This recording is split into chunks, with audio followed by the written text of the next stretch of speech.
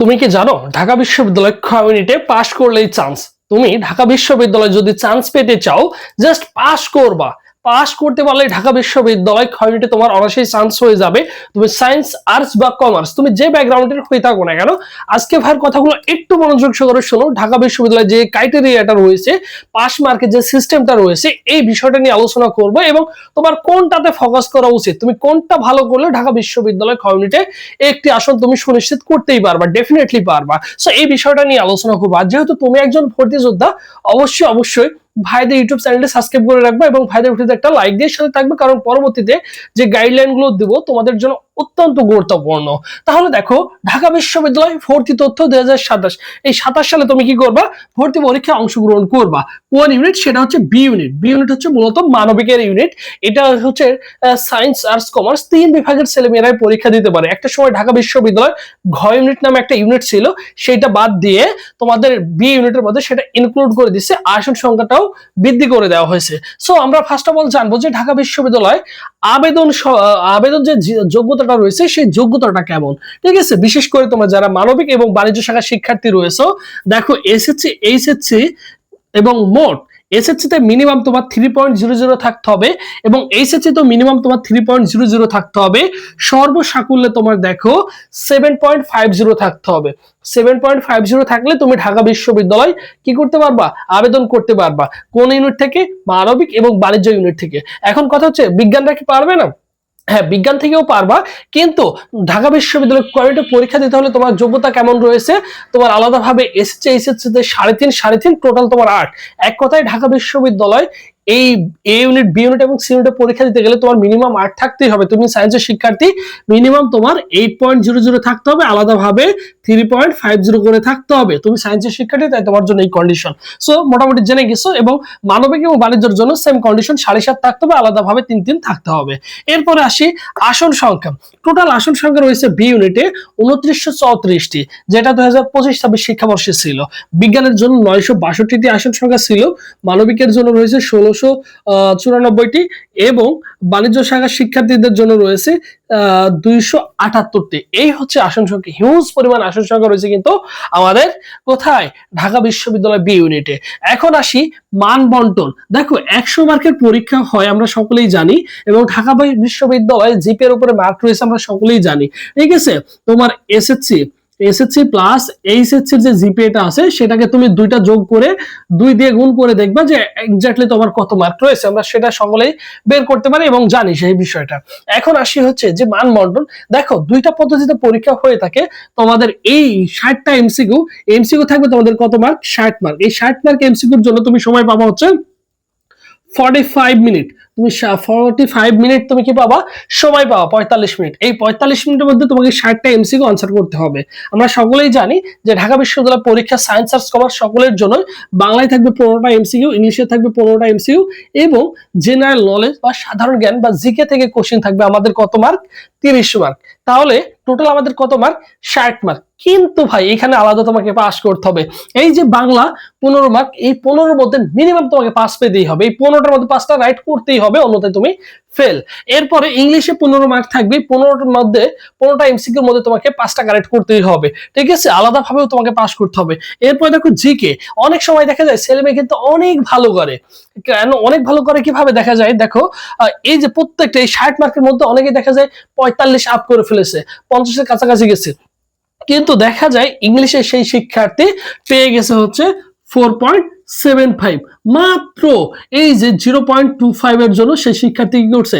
Fail করছে। তাই be careful. Dhaka বিশ্ববিদ্যালয় বিউনিটে যদি তোমাকে চান্স পেতে হয় তাহলে এই কন্ডিশন তোমাকে মানতেই হবে। কেমন? তাহলে ইংলিশে তোমাকে পাস পেতেই হবে, যে কোনো মূল্যে তোমাকে পাস তুলতেই হবে, এবং বাংলায় হচ্ছে 15 তোমাকে 15-এর মধ্যে পাস তুলতেই হবে, এবং জিকে 30টা এমসিকিউর মধ্যে 10 তোমাকে পেতেই হবে। কন্ডিশনটা তোমাকে বুঝাই দিছে।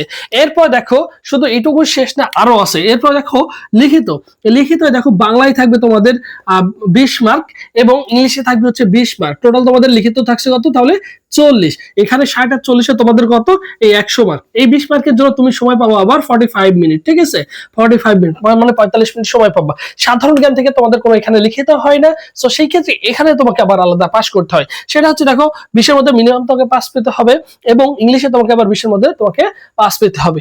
এই যে শর্ত, শুধু এই শর্তটুকু এখানে সীমাবদ্ধ নয়, তোমাদের কিন্তু আরো দেখো, এই যে তুমি এখন চিন্তা করো 5 5 10 আর 5 এ কত, 10 10 এ কত 20, ঠিক আছে, 20 না ভাই, তোমাকে এমসিকিউতে 60 এর মধ্যে আবার, এই যে 60 এর মধ্যে তোমাকে আবার মিনিমাম 24 পেতে হবে, ঠিক আছে, তাহলে তুমি কিন্তু এমসিকিউতে আলাদাভাবে পাস করবা। দেখছো, কারণ ঢাকা বিশ্ববিদ্যালয় 90% ছেলে মেয়ে হচ্ছে পরীক্ষায় ফেল করে। কেন? এই যে কন্ডিশনের কারণে, এই মায়ের প্যাসের কারণে কি করে, ফেল করে। তার মানে তোমার টার্গেট থাকতে হবে কোথায়, ঢাকা বিশ্ববিদ্যালয়ে যদি চান্স পেতে চাও মূল ফোকাস থাকতে হবে এমসিকিউতে, ঠিক আছে। অনেকেই রিটেন ভাই, রিটেনে অমুক জায়গায় পরীক্ষা দেবো, অমুক জায়গায় কি পড়বো হ্যান তেন, দেখা যায় সে এমসিকিউতে ভালো করতে পারে না, এমসিকিউতে পাস করতে পারে না। তোমরা সকলেই জানো যে আসন সংখ্যা 3 গুণ শিক্ষার্থীদের রিটেন খাতা চেক, 5 গুণ শিক্ষার্থীদের রিটেন খাতা চেক করা হয়। এই যে আমাদের 3000 আসন সংখ্যা রয়েছে, এই 3000 এর সাথে 5 গুণ শিক্ষার্থীদের কিন্তু রিটেন খাতা চেক করা হবে। আর দেখা যাচ্ছে ঢাকা বিশ্ববিদ্যালয় বিএনটা প্রতি বছর 1 লাখের উপরে ছেলে মেয়ে পরীক্ষা দেয়, 1 লাখ ছেলে মেয়ে তো রিটেন খাতা চেক করা পসিবল না। তাই এমসিকিউতে সর্বোচ্চ নাম্বারধারী আসন সংখ্যা 5 গুণ শিক্ষার্থী। তাহলে দেখো 3 যদি থাকে, 3000 আসন থাকলে 3 5 15,000 ছেলে মেয়ের কিন্তু রিটেন খাতা চেক করা হয়। বিষয়টা ক্লিয়ার? তার মানে তোমাকে কি করতে হবে, এমসিকিউ যারা ভালো করবে সেই 15,000 ছেলে মেয়ের কিন্তু খাতা চেক করা হবে। তার মানে তোমাকে এমসিকিউতে মিনিমাম ভালো করতেই হবে। কত পেতে হবে, মোটামুটি টার্গেট রাখো যে প্রতি বছরে যদি নেয়, তার চিন্তা করো যে 30 প্লাস, মিনিমাম তোমার 30 প্লাস যদি থাকে, তাহলে দেখা যায় তোমার রিটেন খাতা চেক করার পসিবিলিটি থাকে। তবে শুধু 30 হলেই হবে না, মিনিমাম 35 40 এর কাছাকাছি তোমাকে পেতে হবে। তাহলে দেখা যাবে তুমি কিন্তু এখানে যদি জাস্ট পাস করতে পারো, তাহলে ঢাকা বিশ্ববিদ্যালয়ে তোমার একটা আসন সুনিশ্চিত হয়ে যাবে। আবার এখানে দেখো, এই যে 5 5 10, শুধু 10 পেলে কি পাস হবে না ভাই, মিনিমাম তোমাকে এখানে 12 পেতে হবে। তার মানে এখানে 12, এখানে 24 এখানে হচ্ছে, এখানে 12, টোটাল হচ্ছে কত দেখো, তোমার কিন্তু 36 হচ্ছে। 36 হলে আবার হবে না, কিন্তু তোমাকে 100তে মিনিমাম আবার 40 পেতে হবে। এই হচ্ছে ঢাকা বিশ্ববিদ্যালয়ের কন্ডিশন, ঠিক আছে। এই কন্ডিশনটা যদি তুমি পূরণ করতে পারো, তাহলে কিন্তু ঢাকা বিশ্ববিদ্যালয়ে চান্স পেয়ে যাবে। তাই এইটুকু থেকে হতাশ হওয়ার কোনো কিছু নেই। তুমি নিশ্চিত জানো যে বাংলা 15 মধ্যে 5 মার্কের উপরে বেশি তুমি পাবা, যেহেতু তুমি প্রিপারেশন নিবা। এরপরে ইংলিশে দেখো 15 মার্ক রয়েছে, 15 মধ্যে 5 মার্কের বেশি তোমাকে পেতেই হবে, ঠিক আছে। আর ইংলিশের জন্য, বাংলার জন্য স্পেশালি, ইংলিশের জন্য 400 প্লাস এমসিকিউর স্পেশাল সাজেশন রেডি করা হয়েছে, বাংলার জন্য 700 প্লাস এমসিকিউর স্পেশাল সাজেশন রেডি করা আছে, জিকের জন্য রয়েছে আমাদের স্পেশালি অনলাইন এক্সাম ব্যাচে, যেখানে ফি হচ্ছে অনলি 302 টাকা। তুমি এই এক্সাম ব্যাচে যুক্ত হলে 70 প্লাস পরীক্ষা দিতে পারবা, পাশাপাশি সব বিষয় সাজেশন, বাংলা ইংলিশ জিকে সব বিষয় সাজেশন পাবা।